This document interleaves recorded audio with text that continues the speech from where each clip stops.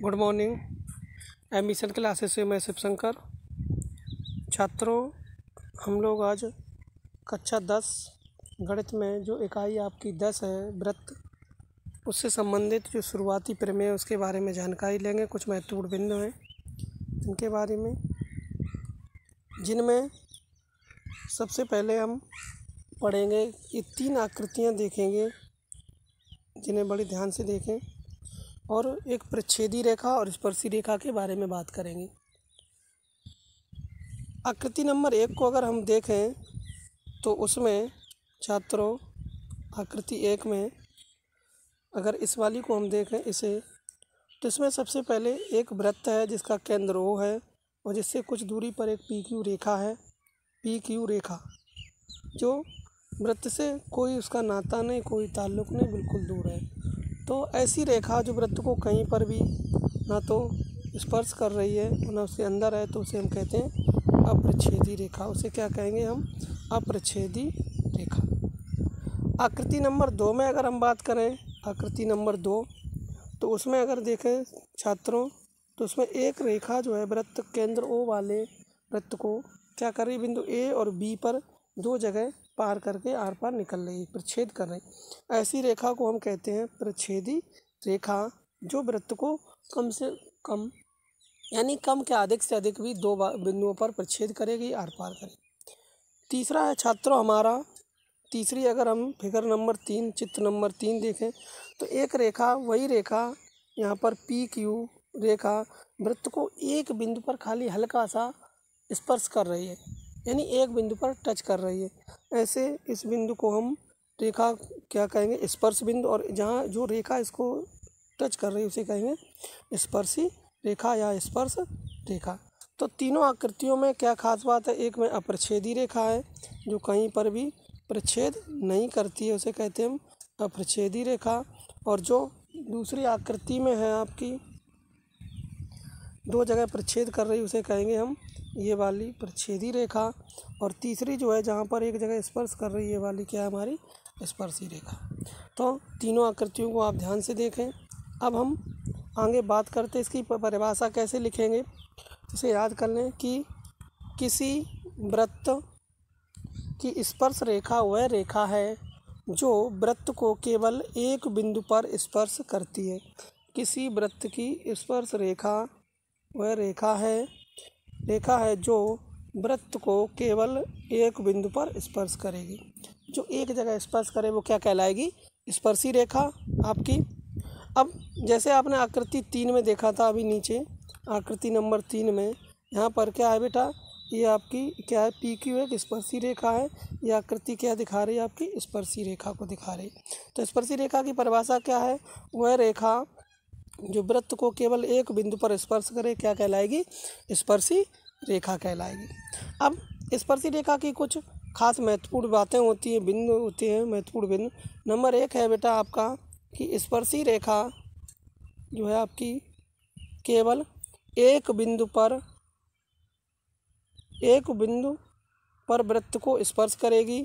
ठीक, नंबर 1 जो ये वाली है, एक वृत्त पर अनेक स्पर्शी रेखाएं और एक बिंदु पर केवल एक रेखा खींची जा सकती है और एक ही बिंदु पर स्पर्श करेगी। तो स्पर्शी रेखा जो होती है एक बिंदु पर केवल एक ही होगी। ठीक, यहाँ से पहली बात। दूसरी बात, एक वृत्त पर अनेक स्पर्शी रेखाएं भी हम खींच सकते हैं। तो एक वृत्त पर अनेक स्पर्शी रेखाएं खींच सकते हैं। दूसरी बात ये है, दूसरा वाला पॉइंट। पहला बिंदु ये कि एक बिंदु पर केवल एक रेखा ही खींची जा सकती है, जो कैसी होगी? स्पर्शी होगी। और दूसरा बिंदु है कि एक वृत्त पर अनेक स्पर्शी रेखा अलग अलग बिंदुओं पर, वृत्त के चारों ओर अगर अलग अलग वृत्त ले लें हम, इस वृत्त पर अलग अलग बिंदुओं पर ये चारों तरफ अनेक रेखा इस तरीके से खींच सकते हैं। ठीक, यहाँ से तो दोनों बिंदुओं को आप याद रखेंगे, अति महत्वपूर्ण बिंदु। तो ये हो गई वृत्त की स्पर्श रेखा, यानी वह रेखा जो वृत्त को एक जगह स्पर्श करे क्या कहलाएगी? वृत्त की स्पर्श रेखा कहलाएगी। चलिए आगे हम बात करते, इसी से संबंधित एक हमारी प्रमेय है, प्रमेय नंबर 1 जो आपको समझनी है। प्रमेय 1 सबसे पहली इस पाठ की जो पहला प्रमेय, पहला सूत्र है वो ये है कि वृत्त के किसी बिंदु पर स्पर्श रेखा स्पर्श बिंदु से जाने वाली त्रिज्या पर लंब होती है। छात्रों, हमारा कहने का मतलब है कि वृत्त के कोई वृत्त हो, उसके किसी स्पर्श बिंदु पर, वृत्त के किसी बिंदु पर स्पर्श रेखा स्पर्श बिंदु से जाने वाली त्रिज्या पर लंब होती है। यानी कोई अगर वृत्त दिया है, अगर आपका कोई वृत्त दिया है और वृत्त का क्या दी है, त्रिज्या दी है, और त्रिज्या जहाँ पर भी वृत्त के जिस बिंदु पर स्पर्श काट रही है वहीं से अगर हम कोई स्पर्श रेखा खींचें तो उस पर कैसी होगी, लंब होगी। कैसी होगी, लंब। यानी दूसरी भाषा में अगर कहें कि किसी त्रिज्या के छोर पर खींची गई, त्रिज्या के छोर पर खींची गई स्पर्श रेखा त्रिज्या पर लंब होती है। यानी त्रिज्या के छोर पर खींची गई स्पर्श रेखा त्रिज्या पर कैसी होती है, लंब होती है। दूसरी भाषा में हम ये कह सकते हैं। और पहली भाषा में कह दें कि वृत्त के किसी बिंदु पर स्पर्श रेखा स्पर्श बिंदु से जाने वाली त्रिज्या पर लंब होती है। ये अकॉर्डिंग टू द NCERT की बुक के अनुसार बिल्कुल आपकी, और ये हम दूसरी भाषा में एक उसी बात को कह सकते हैं यहाँ से। तो ये हो गया। अब देखिए इसको सिद्ध कैसे करेंगे। सिद्ध करने के लिए हमने माना कुछ देर मान लें हम कि दिया है एक ओ केंद्र वाला वृत्त, जिसका केंद्र क्या है बेटा, ओ केंद्र वाला वृत्त, जिसके बिंदु P पर एक स्पर्श रेखा AB है। बिंदु P पर कैसी स्पर्श रेखा है, AB है। जो नीचे आप देखेंगे, ये देखिए स्पर्श रेखा AB है। यहाँ पर ये AB, A और B एक स्पर्श रेखा है जो बिंदु P पर क्या कर रही है, जो बिंदु P पर क्या कर रही है, स्पर्श कर रही है। ठीक, यहाँ से बिंदु P पर स्पर्श कर रही है। सिद्ध करना है, सिद्ध क्या करना है कि OP, ये जो OP ये रेखा है OP, वो लंब काय पे है AB, इस वाली नीचे वाली रेखा पर क्या है, लंब है। ये हमें सिद्ध करना है। तो हमने क्या किया, उपपत्ति ली। उपपत्ति में ये देखा, उपपत्ति में बेटा ये देखा कि सबसे पहले क्या काम किया कि जो वृत्त दिया है और जो स्पर्श रेखा दी उस पर एक बिंदु और लिया, P के अतिरिक्त एक बिंदु और लिया हमने। रेखा AB पर O के अतिरिक्त एक अन्य बिंदु Q लिया। क्या लिया, ये Q लिया, बिंदु Q लिया जो वृत्त से बाहर है। वृत्त से कैसा है, बाहर जी देख रहे हैं आप, वृत्त से वृत्त की परिधि से कहाँ चला गया, बाहर चला गया। ये Q बिंदु बाहर है, अतः OQ OP से बड़ा होगा। इसका मतलब ये है कि जब वृत्त की परिधि से बिंदु बाहर चला गया तो त्रिज्या जो होगी वो छोटी हो जाएगी और ये रेखा बड़ी हो, यानी OP, यानी आपकी OP से ये वाली OQ कैसी हो जाएगी, बड़ी हो जाएगी। ठीक, इसलिए आप क्या लिखेंगे, OQ ग्रेटर OP, यानी OQ जो है OP से बड़ी है। अब चूँकि यह बिंदु